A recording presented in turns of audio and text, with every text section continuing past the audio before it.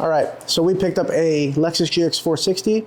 We're gonna install some OEM lookalike crossbars on it. We're gonna walk you through how to do that install, explain a few things to you, give you some tips and tricks along the way, and with a little bit of luck, you'll be able to knock this out on your own. Let's get into it.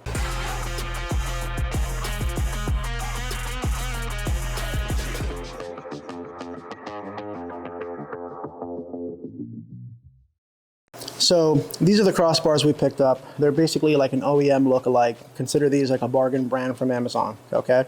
The actual materials seem to be what you would expect from the OEM. If you flip underneath here, they even have like little rubber seals here for the part that sits on top of the rail. So that's a really nice touch. You'll see there's a lot of adjustability here, so you can get them to whatever length you need. There's also another hole here, so you can actually move that screw over and have technically less adjustability if you want. But essentially, there's not a lot of rocket science to this. This is going to sit right on top of the stock rail. You don't have to modify your stock rail at all.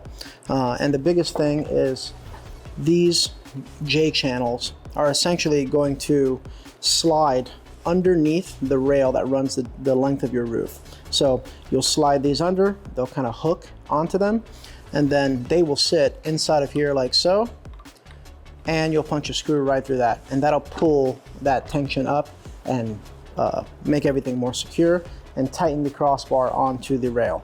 Basically, we're going to walk you through how to install that, just show you some tips and tricks. The hardest part is going to be tightening these up after, because there's not a lot of room underneath the roof or underneath the rail because it's so close to the roof. That's the hardest part. And then also, getting these to fit into place. So we left this loose so we can get the adjustability where we need it and make sure it sits properly. But we're gonna show you how to get it done, and before you know it, you'll have yours installed too. Let's get into it. So a couple things to take note of. Here you have a top cover plate. This is just where your bolts are that secure this rail down. You do not have to do anything about that. It's just going to sit on top just like we have it here. But what we are going to do is we're going to try to align it with these bolts, because if we figure that's the strongest point, and we're going to align the front edge of this with the front edge of this top plate. And that makes sure we're even on both sides and takes a lot of the thinking out for us. This is how the little J channel works. Hooks down here, slides along the edge. Okay, so all you're going to do is kind of put it roughly where you want it, like so, and then you'll lift this, drop it right on top, like so, and you'll play with it, get the hole to align to get this torque screw started. There it is. And then you don't have to over tighten, but now you can see it's secure, it's not going anywhere. And we're going to align it with that front fascia there. There's still a lot of adjustability here as well. And we're going to get the other side done before we over tighten this. But basically you're already halfway there. So same thing on this side. We've got it aligned with the spot that we're looking for. We're going to slide the bracket onto that J channel there. We've got it roughly centered on the hole up here. We get that started just like that.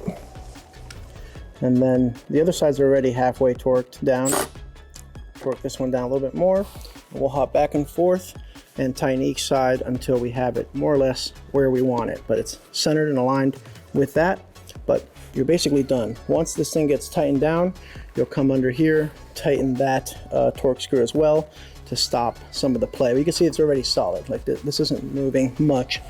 There isn't much play there, even though this is still loose. So even if you forget, I mean, it might unscrew on you, but it's not going anywhere. It's still stuck inside of these. So it's pretty secure, and it's a good fitting product so far. But let's get it all tightened up and see how it looks. Another tip what you could also do, if this is too hard for you to tighten on your own, is you can just kind of tape off the crossbar here so you know where it's supposed to sit. Take this back off, tighten it, then come back, put it back on.